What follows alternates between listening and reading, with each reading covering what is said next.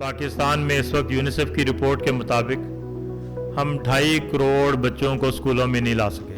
ये एक बहुत बड़ा चैलेंज है हमारे लिए। हमसे बहुत छोटे मुल्क तरक्की कर गए हमसे कहीं ज़्यादा। उसकी बुनियादी वजह ये थी कि उन्होंने अपनी तालीम को मुकद्दम रखा। पाकिस्तान का जो बजट है उसका हम 2% के करीब तालीम पे खर्च करते हैं, जो हमारे बजट डॉक्यूमेंट में होता है।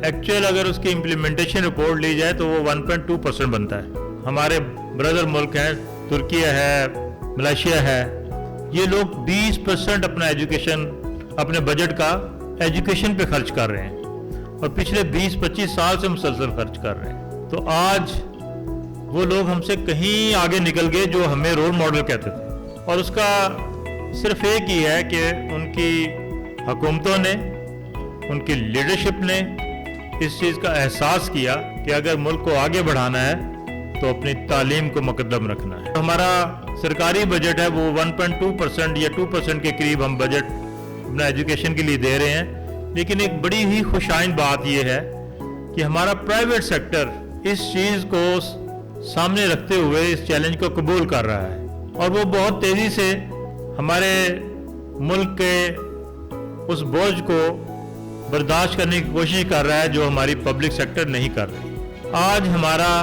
जो प्राइमरी स्कूल्स हैं पाकिस्तान के अंदर, उसका 62% जो प्राइमरी स्कूल्स हैं वो हमारे प्राइवेट सेक्टर में है, और इसी तरह जो हमारे सेकेंडरी स्कूल्स हैं वो तकरीबन 55% प्राइवेट सेक्टर में है। इसी तरह 42% जो कॉलेजेस हैं वो प्राइवेट सेक्टर में है। इसी तरह तकरीबन 45% जो यूनिवर्सिटीज़ हैं वो प्राइवेट सेक्टर में है। तो ये वो हमारे प्राइवेट सेक्टर का एक बहुत ही शानदार पाकिस्तान की डेवलपमेंट में एक किरदार है, और ये तेज़ी से आगे की तरफ चल रहा है। और उसका एक जीता जागता सबूत इल्म ट्रस्ट है।